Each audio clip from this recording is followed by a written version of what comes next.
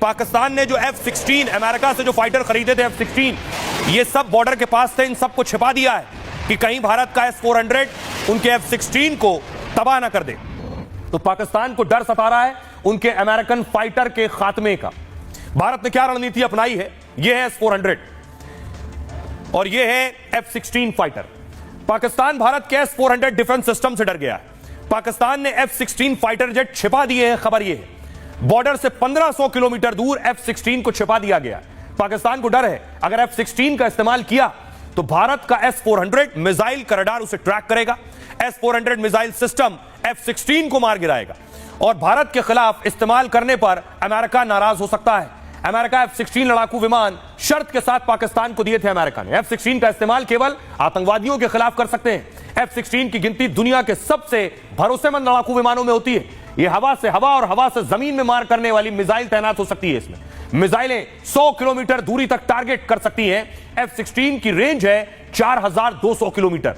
पाकिस्तान ने सीमा पर चीन से मिले JF-17 को भी तैनात किया है। भारत ने रूस से मिले S-400 डिफेंस सिस्टम को वहां तैनात किया है। S-400 लंबी दूरी वाला मिसाइल सिस्टम है, सतह से हवा में मार करता है। S-400 सबसे ताकतवर एयर डिफेंस सिस्टम में से एक है और दुश्मन के वार को हवा में ही तबाह कर सकता है। सिर्फ 4 देशों के पास ही यह डिफेंस सिस्टम है, भारत, रूस, तुर्की और चीन के पास। तो यह भारत की ताकत है। सुनिए जरा डिफेंस एक्सपर्ट्स इस पर क्या कह रहे हैं।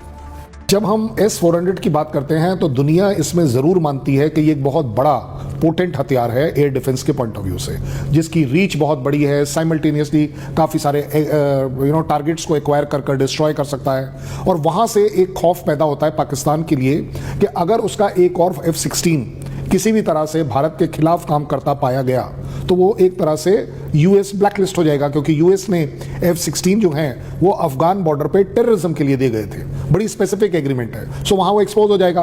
और अगर आज किसी भी तरह से इंडिया उनका कोई भी F-16 गिरा देता है या ग्राउंड पे खराब मार देता है तो प्रोपोगंडा बड़े आसानी से किया जा सकता है कि F-16 इसलिए उसने ग्वादर के अंदर दबा लिया। और वो भी क्यों? सो दैट उसको इंडिया से दूरी की तरफ डेप्थ मिले और इंडिया उन्हें, और मैं आपको और बता दूं, ग्वादर ही नहीं, उन्होंने उसे अंडरग्राउंड शेल्टर्स में रखा हुआ है। इतनी सेफ्टी है। JF-17 जो है वो अपने आप में उनको एक तरीके से आप कह सकते हैं गिफ्ट का आइटम है। तो भारत एक तरफ पाकिस्तान को कैसे जवाब देना है इसकी तैयारी कर रहा है, दूसरी तरफ पहलगाम जैसा हमला दोबारा ना हो इसकी भी तैयारी कर रहा है। इसलिए बैठकों पर बैठक हुई। आज भी बैठकों का दिन था। प्रधानमंत्री ने 3 से 4 बड़ी बैठकें की। एक बैठक की तस्वीर में यह आपको दिखा रहा हूं, अगली तस्वीर में आपको दिखाऊं, और इस तरह की दूसरी बैठक भी हुई है। कैबिनेट की भी बैठक हुई है। इस बैठक में एक बड़ी तैयारी की गई है। पीएम मोदी ने एक बड़ी टीम बनाई है। देखिए जरा वो टीम क्या करेगी। मोदी सरकार ने एक बड़ा फैसला किया है। पहलगाम हमले के बाद यह बड़ा फैसला लिया गया है। सरकार ने NSAB का नए सिरे से गठन किया। यह NSAB को राष्ट्रीय सुरक्षा सलाहकार बोर्ड नाम दिया गया है, यानी नेशनल सिक्योरिटी एडवाइजर बोर्ड की कमान खुफिया अधिकारी के हाथ में दी गई है। मोदी सरकार ने NSAB में कुल 7 सदस्यों को शामिल किया है। इसके चेयरमैन आलोक जोशी हैं जो कि पूर्व रॉ प्रमुख हैं।